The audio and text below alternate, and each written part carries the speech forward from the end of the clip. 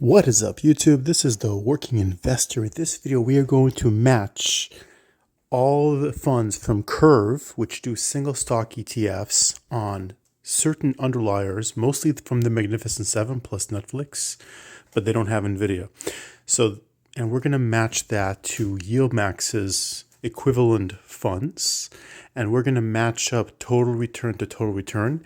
In addition, they also have a fund called KQQQ, which is pretty much a compository fund of their individual funds, all packaged into one fund. And we're going to match that up with YMAG and YMAX. Really, I believe that YMAG will be a better matchup because it has more of the Magnificent Seven. Can't even talk right now. And we'll compare that to the Qs. Let's get into the video. So let's talk about the metrics. So we're going to be using the sources Seeking Alpha. And luckily enough, for all these funds that KURV has, they've had it for over a year, and YIELDMAX have had theirs, their equivocal ones, for over a year.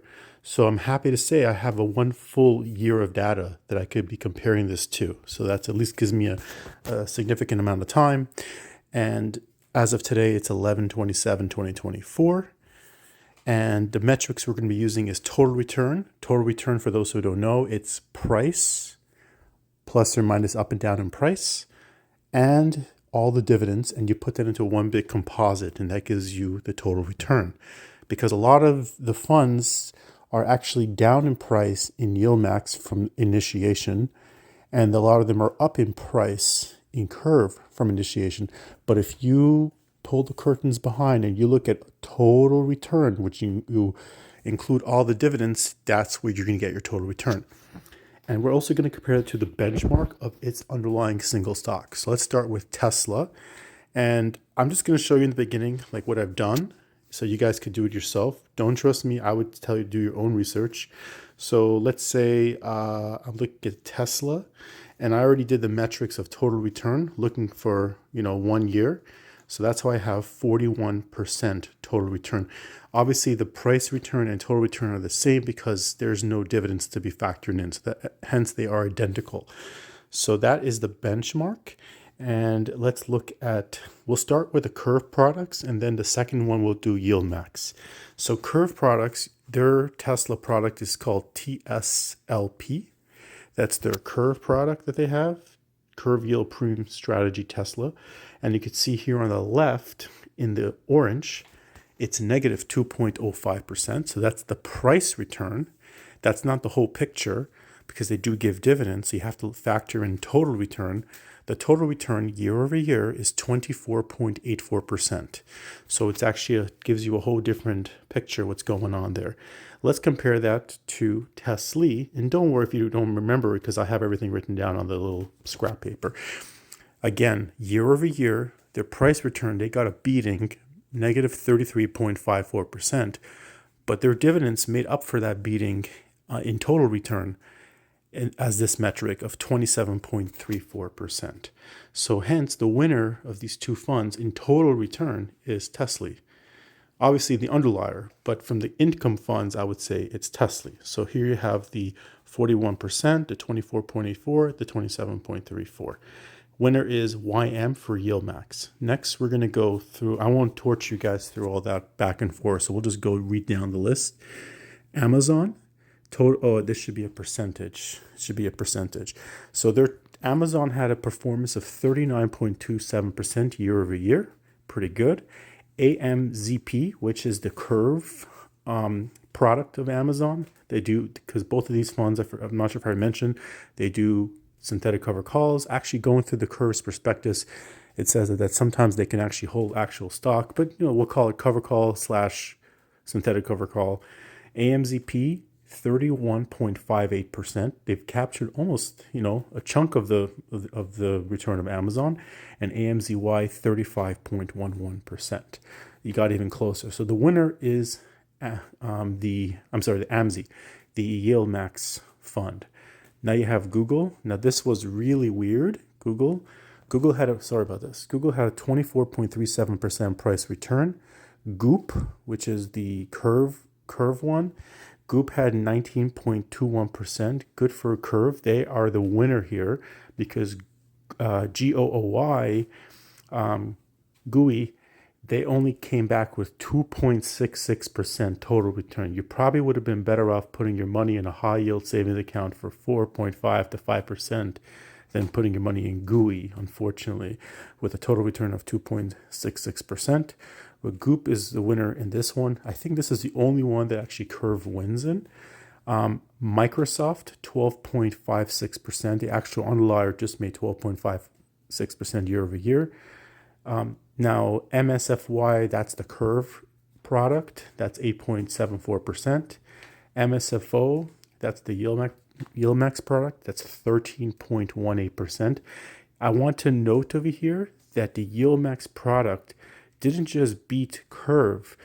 They actually exceeded the underlier in total return, that they actually have a 13.18% versus somebody who held Microsoft from the beginning of the year until now, 12.56%. Of course, it matters when people enter into a position, but if somebody held it from the same timeline, all things created equal, they would have been more up in MSFO if it was exactly a year ago.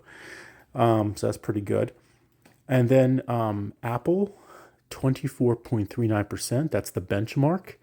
APPY, API, that's the KURV product, 14.91%. It was really neck and neck because YIELDMAX 16.08%, just beat them by by maybe 1% and a bit.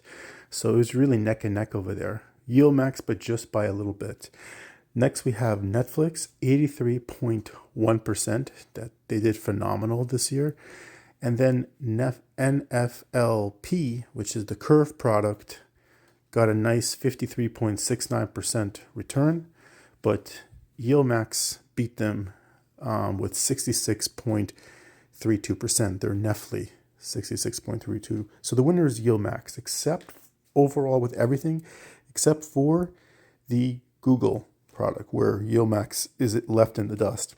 Now let's look at the actual this new fund that KURV came out with. It's called KQQQ. And I actually pulled up their holdings of KQQQ, and it looks like they have a whole bunch of stuff here other than, the ones that they trade, because it looks like they have Meta on here, which I didn't see they have. They also have NVIDIA, they have Oracle, Qualcomm. So they have a couple other stuff in KQQQ that I have not seen them. Avgo, they have, which is Broadcom. They have a Cisco. They have a whole bunch of other stuff in here that they don't applied material that they don't trade in their single stock. So this is their tech type of fund. If you go on their website, this is in their prospectus. Their details, they talk about removing non-technology companies helps gain pure exposure to top technology growth stocks. So I guess it's large tech growth sort of. Anyways, the point is that they launched this fund July 23rd, 2024.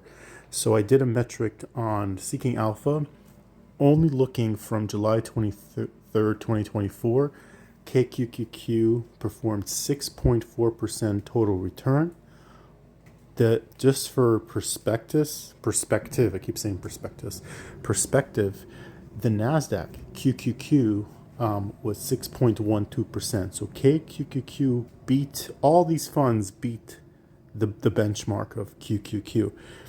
So, but KQQQ beat them by a little bit. YMAG, which is the Magnificent Seven fund from YIELDMAX, which has the MAG 7, they had a 8.74% return, total return from that same time period, basically from July 23rd, 2024 to today, November 27th, 2024. And then YMAX beat all of them with 10.34%. So I just wanted to present the numbers to you guys. Again, this is not financial advice. As always, look at my total disclaimer. I'm just providing you data that I'm finding on Seeking Alpha, total return to total return metric with equal timelines to give for myself. I'm just curious, and I'll share my research with you guys. Hope you guys have a wonderful Thanksgiving. This is the Working Investor, over and out.